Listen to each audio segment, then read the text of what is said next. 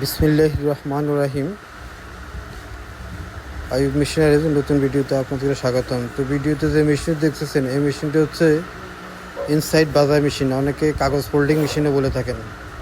তো এই মেশিনগুলো আমাদের কাছে রেডি স্টক আছে, যারা নিতে চান তারা আমাদের শোরুমে এসে দেখে শুনে এই মেশিনটা আমাদের থেকে নিতে পারবেন।